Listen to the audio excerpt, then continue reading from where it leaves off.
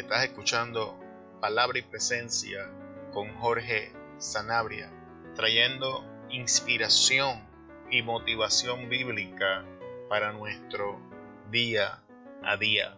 Hemos entrado o dado inicio a una serie titulada Tomando Autoridad bajo nuestros pensamientos.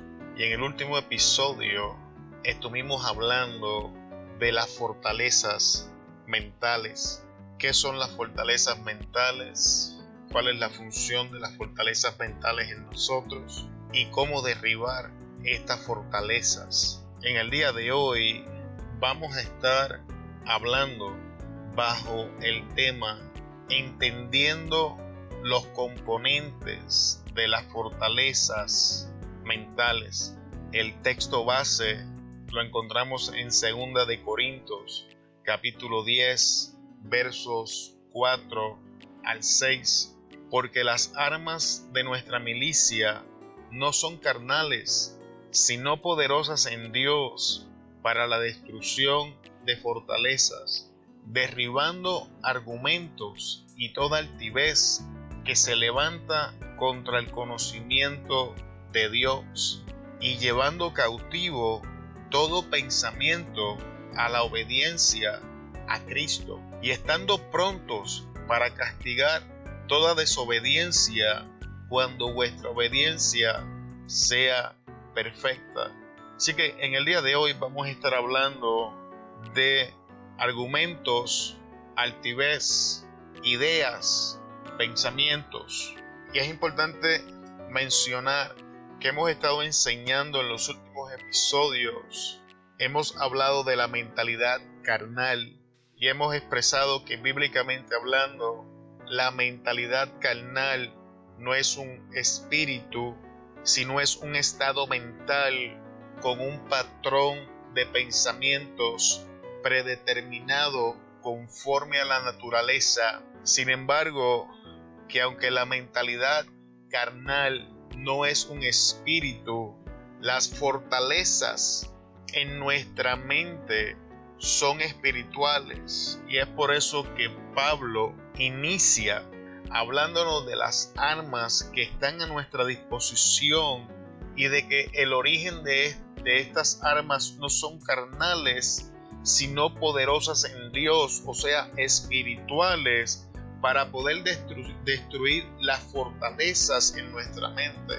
Y entonces procede a darnos los componentes de estas fortalezas que se alojan en nuestra mente, intentando controlar. No vamos a profundizar en el día de hoy cuál es la función de las fortalezas, así que te recomiendo que vayas al capítulo anterior donde profundizamos en cuál es la función de las fortalezas en nosotros. Y el primer concepto del que vamos a hablar es pensamiento.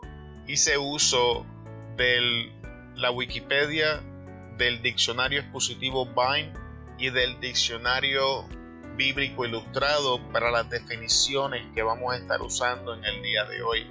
Y según la Wikipedia, el pensamiento es la actividad y creación de la mente. Se dice de todo aquello que es traído a la existencia mediante la actividad del intelecto. Permítame volver a leer eso. Se dice de todo aquello que es traído a la existencia mediante la actividad del intelecto. Y como nota, permítame recordarle que la Biblia nos enseña que todo lo que vemos fue creado de lo que no vemos. Significa que toda la creación es producto de un pensamiento de Dios. Mediten eso porque vamos a profundizar en esto más adelante. El término es comúnmente utilizado como forma genérica que define todos los productos del intelecto o las abstracciones de la imaginación, todo aquello que sea de naturaleza mental tal es considerado pensamiento, bien sean estos abstractos, racionales, creativos, artísticos, etc.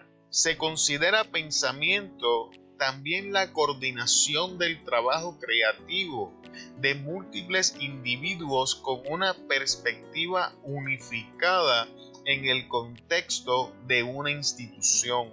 Según el diccionario expositivo Vine, la palabra pensamiento viene de la palabra epinoia, que significa pensamiento en el sentido de designio, relacionado con epinoneo, que es maquinar, epi, intensivo, neo, considerar, de la palabra noema, que es propósito, artificio de la mente, o sea, maquinación y entendimiento, enoia, idea, intención, dianoia, estrictamente pensar sobre, denota la facultad del pensamiento, luego de conocimiento, de ahí el entendimiento y en general la mente, y por ello la facultad de reflexión moral. Dialogismos, la raíz dia significa a través, sugiriendo una separación, y logismos, que es razonamiento, discusión, opinión. Así que el primer concepto que forma una fortaleza, uno de los mayores componentes de una fortaleza mental son los pensamientos, y hemos leído todas estas definiciones tanto según la Wikipedia como en el diccionario expositivo Vine, que es un diccionario bíblico, y nos revela cuán importante son los pensamientos y por qué el enemigo de nuestras almas intenta tomar control de los mismos. Volvamos a lo que mencioné al principio, de que la Biblia enseña de que todo lo que vemos fue creado de lo que no podemos ver. Toda la creación es el producto de un pensamiento de Dios. Antes de Dios hablarlo, Dios lo pensó, y cuando lo pensó en la mente de Dios, la creación vino a existencia. Y esta es la clave vital y más importante del pensamiento. Antes de que cualquier cosa sea manifiesta en nuestra vida, sea espiritual, sea carnal, sea buena, sea mala, es un pensamiento. Y es ahí donde adquiere existencia. Muchas veces pensamos que las cosas vienen a existencia una vez las ejecutamos. Sin embargo, ahora podemos entender por qué Jesús enseñaba que cuando un hombre codiciaba a una mujer en su corazón, desde la perspectiva divina cometía adulterio. Y cuando habla de corazón en ese versículo, está hablando de la mente. Es importante que entendamos esto, porque el principio bajo el que Jesús está dando esta enseñanza es bajo el principio del pensamiento, porque acabamos de demostrar por definición que una vez lo pensamos, aquello que pensamos viene a existencia, y el enemigo de nuestras almas intenta tomar control de nuestra mente, inyectando pensamientos negativos para que cuando nosotros los abracemos, cuando nosotros los aceptemos como nuestros, estos pensamientos que eran abstractos ahora vienen a existencia. Y una vez algo entra en existencia, ahora tiene un peso, tanto moral como emocional, mental y espiritual.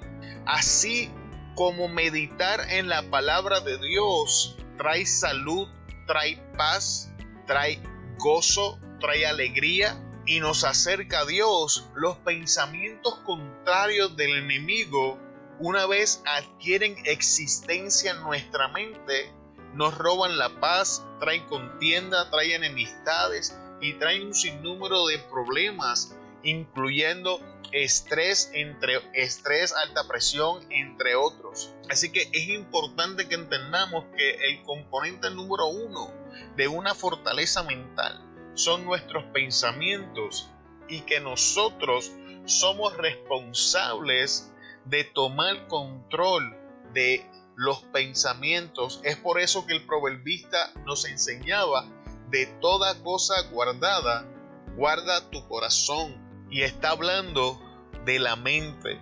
El próximo concepto es idea. Según la Wikipedia, una idea, del griego idea, aspecto, apariencia, forma, relacionado con eidos, vista, visión, aspecto, es una representación mental que surge a partir del razonamiento o de la imaginación de una persona. Está considerado como el acto más básico del entendimiento al contemplar la mera acción de conocer algo. Una idea se puede analizar bajo 4 puntos de vista. Lógico, la idea equiparable a un concepto o a una proposición que tiene un significado. Ontológico, la idea es equiparable a algo material que existe en el mundo real. Trascendental, la idea como una posibilidad del conocimiento, y es algo que lo que también se requiere para dar a expresar algo, para tener más conocimiento del que se tiene acerca de lo que se está tratando o estudiando. Psicológico, la idea es equiparable a una representación mental subjetiva. Según el diccionario expositivo Vine, es de la palabra hebrea yashab, que es pensar, idear, proponer, planificar, estimar, imaginar, imputar. Esta palabra aparece 123 veces en el Antiguo Testamento. Como podemos ver, las ideas desde la perspectiva bíblica, antes de entrar en el concepto de la Wikipedia, es algo increíblemente importante, al punto de que la palabra yashab aparece 123 veces en el Antiguo Testamento. Las ideas son algo poderoso. Pueden bendecir nuestra vida enfocándonos, acercándonos a lo que Dios ha preparado para nosotros, trayendo una proyección visible en nuestra mente de aquello que Dios nos está mostrando.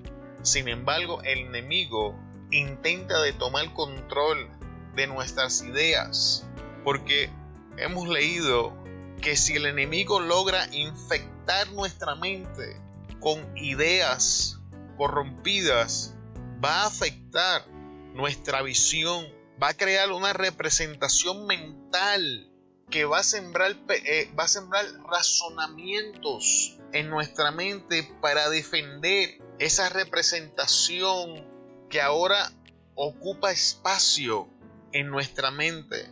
El enemigo siempre va a hacer uso de lo contrario a lo establecido en la Biblia. Así que la idea va a ser algo lógico, algo aceptado por nuestro razonamiento.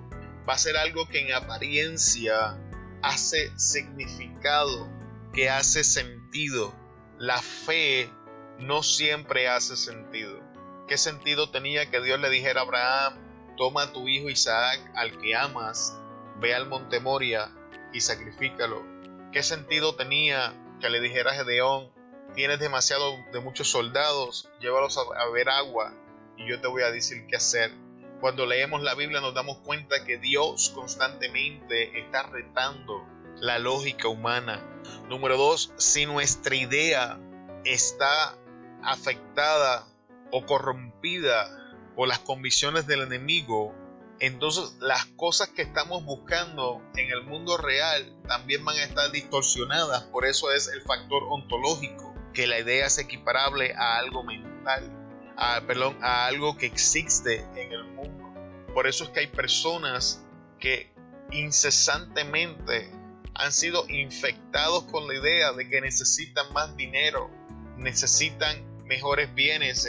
Si tuviera tal o cual carro, si tuviera una casa más grande, si tuviera una esposa más joven, si tuviera un esposo más atento, si tuviera tal cosa, y condicionan su felicidad, condicionan su éxito a cosas materiales, y es que han sido infectados. Hay una fortaleza en su mente que les dice que constantemente se muevan en esa dirección, y el problema con esto es que nunca van a estar satisfechos, porque todo lo que nosotros adquirimos ya está en el proceso de perecer, ya está en el proceso de ser deteriorado.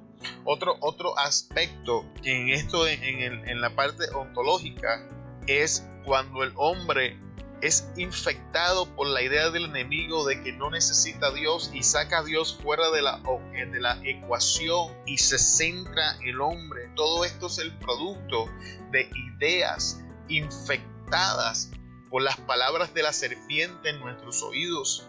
La próxima es la trascendental, y es la que afecta nuestro conocimiento.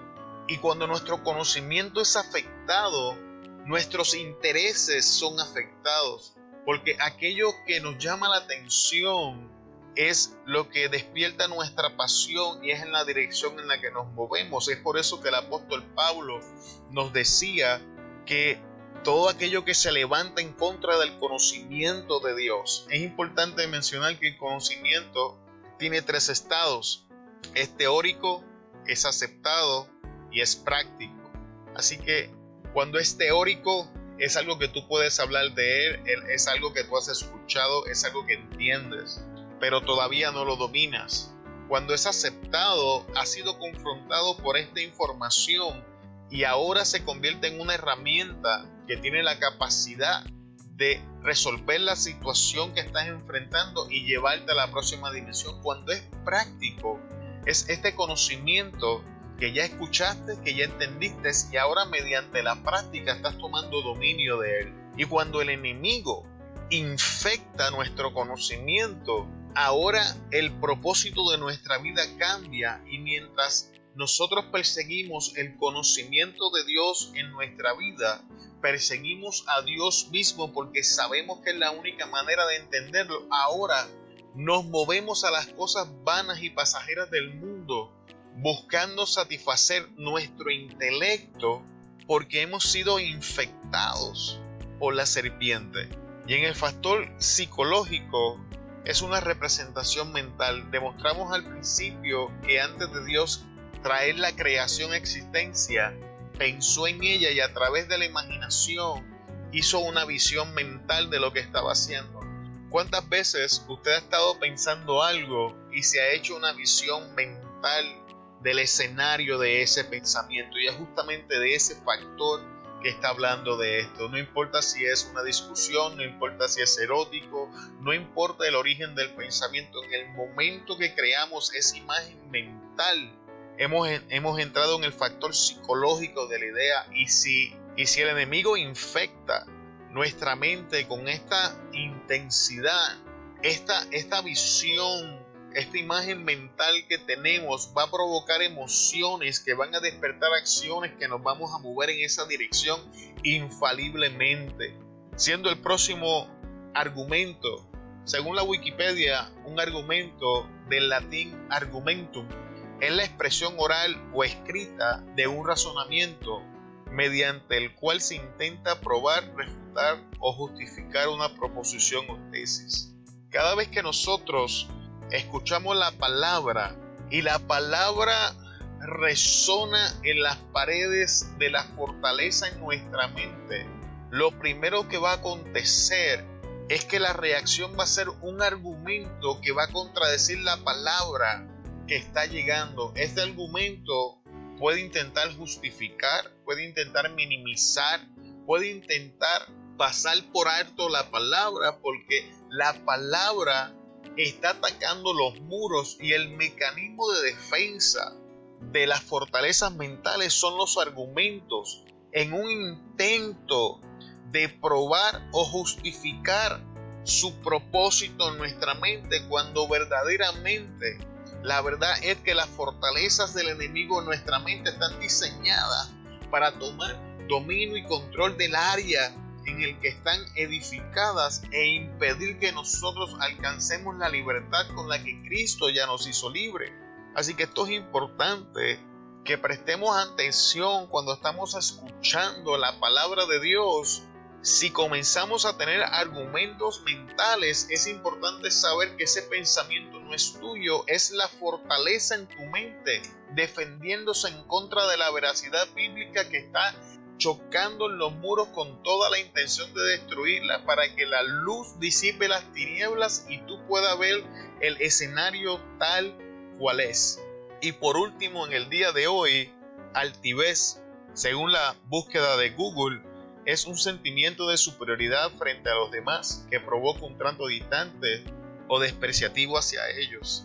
Cuando nosotros interactuamos los unos con los otros, como la Biblia lo estipula, teniendo de nosotros mismos un concepto saludable y viendo a nuestros hermanos como superior a nosotros mismos, vamos a compensar nuestras flaquezas los unos con los otros. Vamos a tener la capacidad de dar y recibir consejos, lo que nos va a mantener en un área balanceada y saludable. Sin embargo, el enemigo lo primero que hace es que nos desprende de estos lazos bajo la falsa pretensión de este sentido de superioridad, donde ahora tenemos un concepto más alto de nosotros y un concepto inferior de nuestro hermano, lo que nos priva de lo que esta otra persona tiene para ofrecer en nuestra vida y nos impide ver nuestras áreas de debilidades. Si alguna vez tienen la oportunidad, haga una búsqueda en internet y vea cómo los leones y depredadores tienen la tendencia de cazar su presa. Primeramente, el león en específico ruge para que la presa entre en un estado de pánico. Número 2, intencionalmente toman un individuo de la manada y lo van aislando.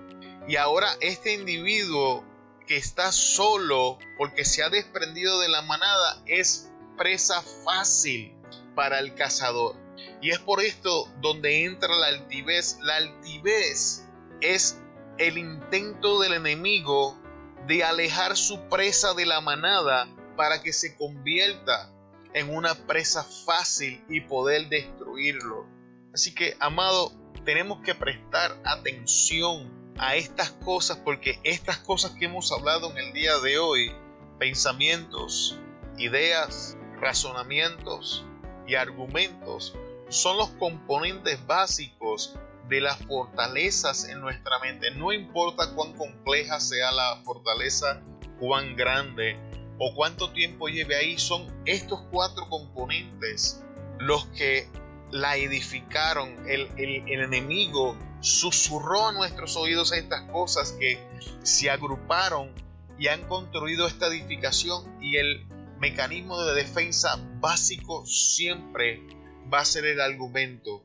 Presta atención a esto cada vez que escucha la palabra, porque la palabra es un misil diseñado para destruir los muros de estas fortalezas. Así que te bendecimos en el día de hoy en el poderoso nombre de Jesús. Esperamos que este corto estudio haya bendecido tu vida y te damos gracias por estar con nosotros a este punto. Y nos despedimos en este momento sin antes decirte que puedes contactarte con nosotros en Facebook, Instagram, YouTube y Twitter bajo el nombre de Palabra Presencia, o mi nombre es Jorge Sanabria. También puedes visitar nuestra página web palabrapresencia.com. Una vez más, muchas gracias. Se despide Jorge Sanabria de Palabra y Presencia, trayendo inspiración y motivación bíblica para nuestro día a día. Te veo en el próximo episodio. Hasta luego.